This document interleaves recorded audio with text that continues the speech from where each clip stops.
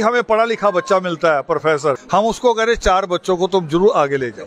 हथियार भी बनाने हो, बम भी बनाना हो, तो एजुकेशन उसके लिए सबसे ज्यादा जरूरी है। और आपने तो ऐसे बाबे संतों को इकट्ठा करके बॉर्डर पे ले जाओ कि यहाँ कृपा करा दो, हमारा कश्मीर खाली करा दो।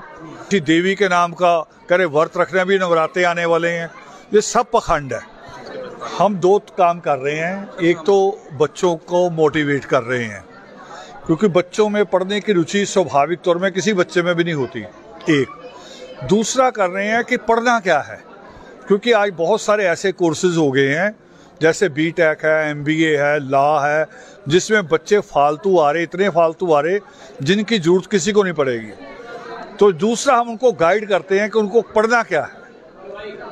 आपके इसकी प्रेस नोट की बात की जाए तो इसमें यह है कि हमें पाखंड का रास्ता छोड़ना पड़ा। किस तरह के पाखंड की बात की गई है? पखंड सब तरह के, धागा तबीज हो, चाहे जादू टूना है, चाहे उसके नाम पे बकरा मुर्गा चढ़ाना है, चाहे राख पकड़ है सिर में डालना है, कोई चद्दर चढ़ानी मजार पे, किसी देवी के नाम का करे व्रत रखने, भी नवरात्रे आने वाले हैं, ये सब पखंड है। सर अभी आपने अपने संबोधन में कहा अच्छा से होगा। यहूदियों ने जो किया है, जब मैं नोबेल प्राइज की बात कर रहा हूँ, नोबेल प्राइज एजुकेशन में ही है। एजुकेशन में चाहे इकोनॉमिक्स में हो, साइंस में हो, किसी चीज में हो, तो एजुकेशन ही सबसे बड़ी चीज है। चाहे आपने हथियार भी बनाने हो, बम भी बनाना हो, तो एजुकेशन उसके लिए सबसे ज्यादा जरूरी है। और आपने योग्यता को देखना बहुत जरूरी है, नहीं तो हम भ्रमित हैं। भ्रमित हुआ है ये देश, बार बार भ्रमित होता है।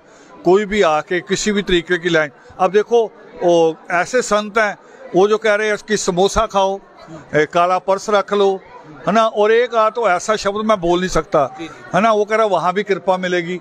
अगर ये होती तो ऐसे बाबे संतों को इकट्ठा करके बॉर्डर पे ले जाओ कि यहाँ कृपा करा दो, हमारा कश्मीर खाली करा दो।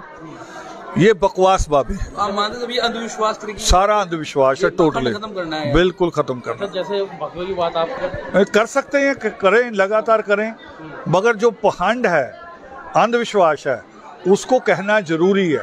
और जितने हमारे देश में बड़े बड़े महापुरुष हुए, कबीर साहब ने कहा कि तंत्र मंत्र सब झूठ है, मत भरमो जग कोई। तो ये जो सारे जितने संत आए, सब ने इसके खिलाफ आवाज उठाई, मगर हम फिर घूम फिर के वहीं आ जाते हैं। अपने बड़ी जाति पे सवाल उठाया अगर कि तुम अगर वाल्मीकि कहते हो तो वाल्मीकि नहीं हो, तुम चूड़ा हो, तब उसका जवाब है भी तुम भी वही हो जो दूसरे के घरों से मांग के खाने वाले थे। मूर्ति पूजा भी पाखंड की श्रेणी में आता है आपके हिसाब से? मूर्ति भी बिल्कुल हो सकती है, ग्रंथ भी हो सकता है, हमारे देश में दोनों चीजें मैं बता रहा हूँ। इस पे भी कबीर साहब ने कहा है, वो कह रहे पत्थर पूजे पढ़े कुराना, सार शब्द का मर्म न जाना।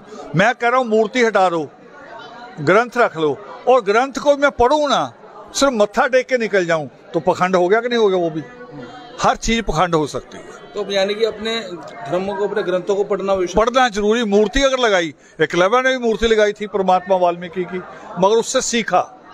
मूर्ति लगाए, अगर हम भगत सिंह की मूर्ति खड़ी करते, बाबा साहब अम्बेडकर की मूर्ति खड़ी करते हैं, तो ये नहीं कि उनको पूजना शुरू करें।